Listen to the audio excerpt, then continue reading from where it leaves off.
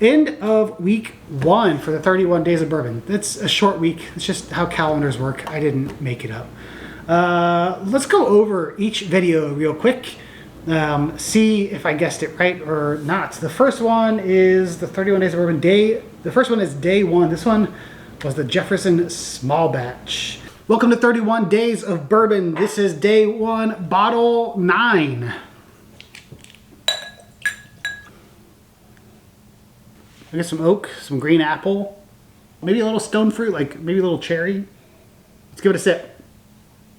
I don't think I've had this before. Not super high proof point. There's some layers of vanilla and honey. There's a note on the back end that's almost like plum or raisin. Not a long finish. Lasts a few seconds. It lingers just a little bit.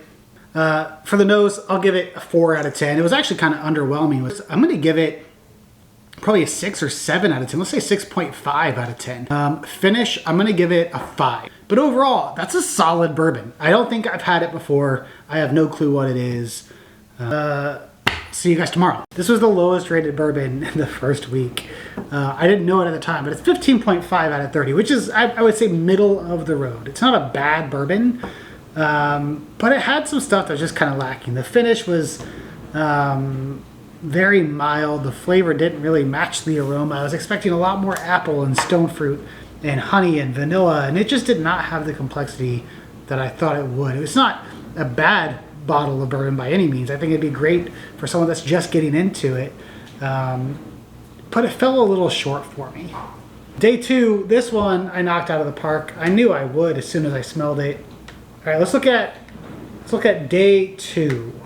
August 2nd, day 2 of the 31 days of bourbon, bottle 18. Let's get into it. Oh, come on. Undeniable fruit forward nose. I knew immediately who made it. As soon as I got the first whiff, I knew who made it. There's just something with, I don't know if it's the yeast or the process or the barrels they use, but there's just something that as soon as I smelled it, I knew who it was. I immediately know who made this. Mellow, fruit forward, a little bit of oak, not a lot of depth and characteristic. It's Buffalo Trace. I'm going to give it a 7 out of 10 on the nose. This is what I think bourbon should smell like. I love that fruit sweetness, that little bit of honey and caramel that comes through. Amazing aroma. The flavor, I'm going to give it another 6.5 out of 10. Finish, I'm going to give it 5 out of 10. It's not terrible. Anyway, that was Buffalo Trace. I'll see you guys in the next one. 18.5 out of 30. It's not a bad score, especially for such an entry-level bourbon. Like I said, there's just some bourbons that, anyone that's drink beer, if you've heard of the Crane Brewing Company, they just have, it doesn't matter what you drink from them. If it's a sour, if it's a wheat, if it's a stout, it doesn't matter what you drink from them. There's an undeniable taste that they have from each different offering that they have in their lineup. And the same is true with Buffalo Trace. There's just an undeniable fruit-forward sweetness in every single Buffalo Trace lineup, the offering that it's easy to tell that it's a Buffalo Trace product just from the aroma. And then once you take that sip, you can kind of discern if it's a Buffalo Trace or an Eagle Rare or an Elburn Tea Lee or whatever it is, or whichever mash bill they use. But that was an easy one. I didn't really feel challenged with that one at all. Let's go ahead and look at day 3. August 3, day 3 of the 31 days of bourbon. This is bottle number 7. Let's get into it.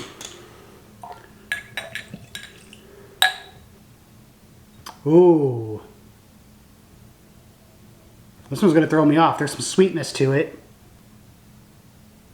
Oak. A little bit of cinnamon. I'm going to give that nose a 6 out of 10. There's a lot going on. Whoa. No burn. Kind of a residual sweetness. Really honey forward. I'm going to give it a 4.5 out of 10 on flavor. Finish. I'm feeling generous. We're going to give it a 5.5. I think I've had that one before. I'm pretty sure Pretty sure that's the Metallica whiskey blackened. See you guys on the next one. Yet another one I was right about. You know, it just has such a unique characteristic to it that it kind of stood out. But I also drank it while smoking the blackened cigar, and I remember trying to discern the flavor profiles of the cigar with the flavor profiles of the whiskey and saying these taste nothing alike. The cigar was just awful. The whiskey wasn't great. I'd say middle of the road. In fact, I think it was rated a 16 and the Jefferson's was 15.5. So it just barely beat out the Jefferson's, which was the lowest rated of the week. It's an okay bourbon. It's something that you can try once, but it's never anything that I'm going to have on hand. This next one, this was my daily drinker for months when it came out. And I'm typically a little shy with celebrity whiskeys, but I was sold on this one from the first sip, and then, man, I discovered a different bourbon that changed my life with flavor characteristics and profiles, and something that really spoke to my palate. But this was the closest thing until I discovered that. So again, not really fair, but let's go ahead and look at video 4. 31 Days of Bourbon, day number 4, bottle 26. Let's get into it. That smells good.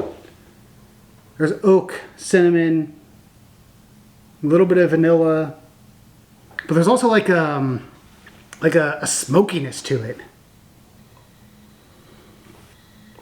Okay, before I discovered Russell's 10-year, this was my daily drinker. Wild Turkey Long Branch.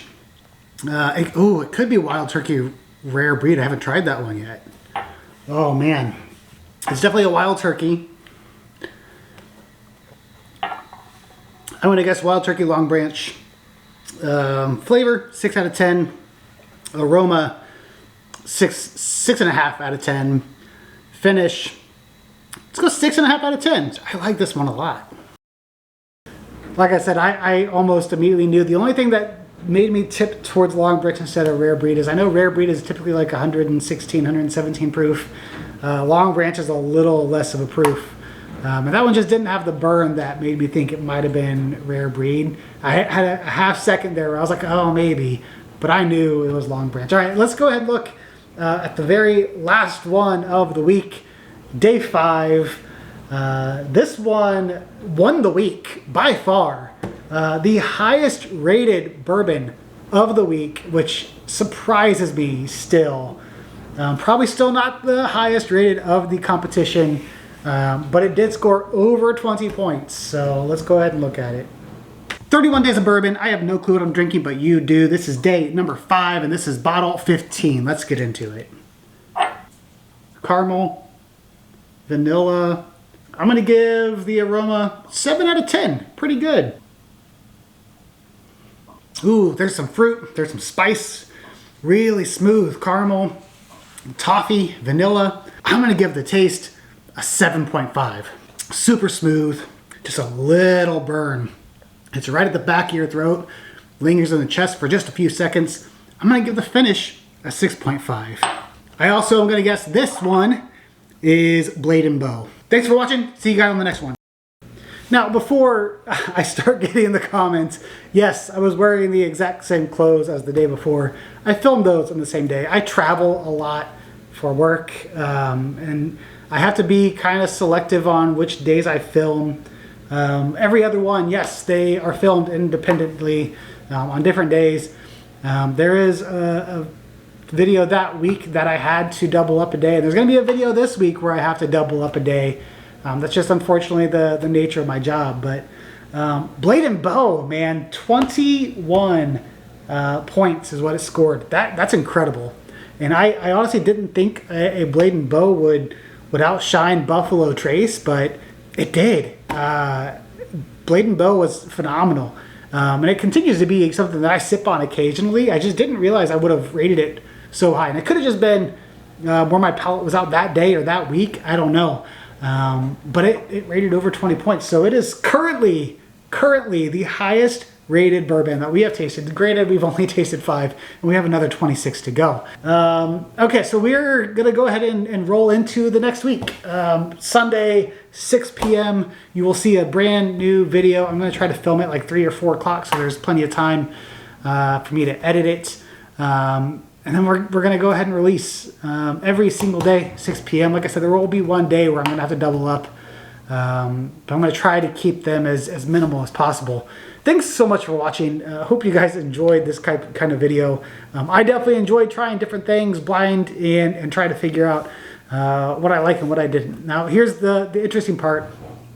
4 of those 5 bottles I have tried before, which means out of the remaining 26 bottles, only 11 I have tasted before, which means there are going to be 15 bottles still that I have never tried. It's going to be interesting. So I'm curious to know if I can pick up the ones that I have tried before, if I'm going to misidentify something, or if I'm going to find a brand new bourbon that I've never had before.